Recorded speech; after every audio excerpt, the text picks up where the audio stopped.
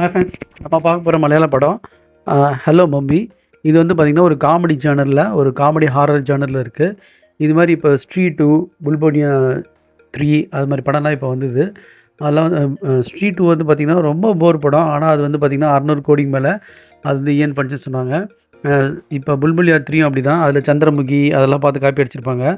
ஆனாலும் அது வந்து அந்த படத்தை பார்த்து காப்பி அடிச்சுன்னு சொல்லவே இல்லை யாருமே. ஸோ அந்த படம் வந்து பார்த்திங்கன்னா ஒரு காமெடி ஜானரில் வந்துச்சு. அதுவும் வந்து ஹிட் படம்ன்றாங்க. ஆனால் அது பயங்கர போர் படம். இந்த 2 ஹிந்தி படமே வந்து போர் படம். அப்புறம் பார்த்திங்கன்னா சிங்கம் அகைன் வந்து அதுவும் போர் படம். ஆனால் வந்து எல்லாம் நல்லாயிருக்குன்னு சொல்கிறாங்க. அது எப்படின்னு தெரில. அதே மாதிரி இந்த படம் வந்து சரி போராக தான் இருக்கும் அப்படின்னு பார்த்தா, இந்த படம் கொஞ்சம் சுமாராகவும் காமெடியாகவும் இருந்துச்சு. காமெடியும் கொஞ்சம் ஏற்றுக்கிற மாதிரி இருந்துச்சு.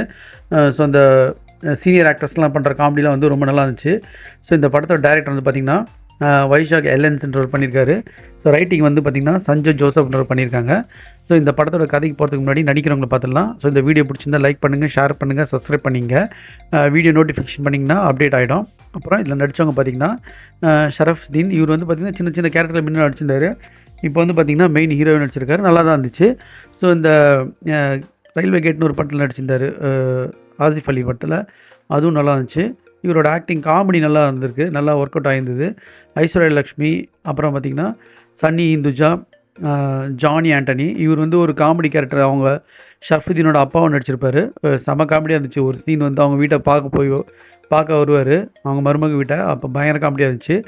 ஜெகதீஷ், அவர் வந்து பொண்ணோட அப்பாவும் நடிச்சிருப்பார். மற்ற துணை நடிகர்லாம் நிறைய பேர் நடிச்சிருக்காங்க. எல்லாமே காமெடியாக ரொம்ப காமெடி நல்லா ஒர்க் அவுட் ஆகிற மாதிரி வந்து நடித்தாங்க.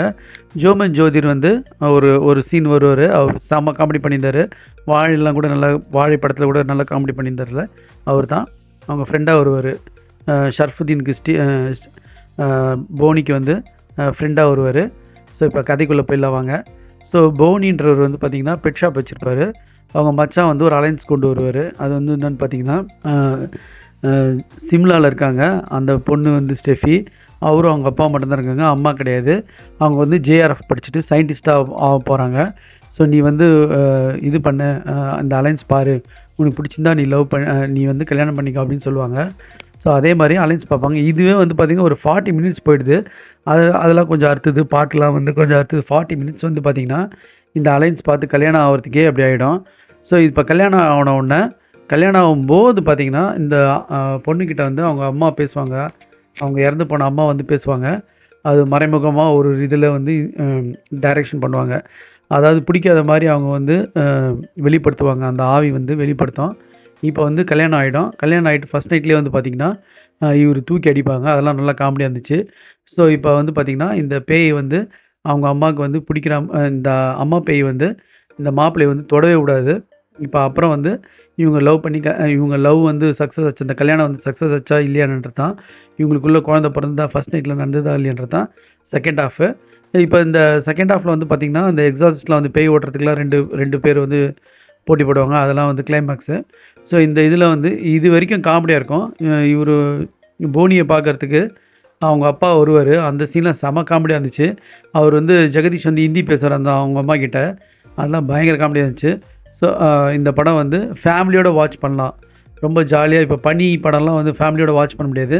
பட் இந்த படம் வந்து ஃபேமிலியோடு வாட்ச் பண்ணலாம். குறிப்பாக ஷரஃபுதீனோட ஆக்டிங்கும் ஐஸ்வர்யா லக்ஷ்மியோட ஆக்டிங்கும் ரொம்ப சூப்பராக இருந்தது. ஸோ இது ஒரு வாட்சபிள் மூவி தான் ஃப்ரெண்ட்ஸ். ஸோ நீங்கள் பார்க்குறவங்க பார்த்து என்ஜாய் பண்ணுங்கள். Thanks friends.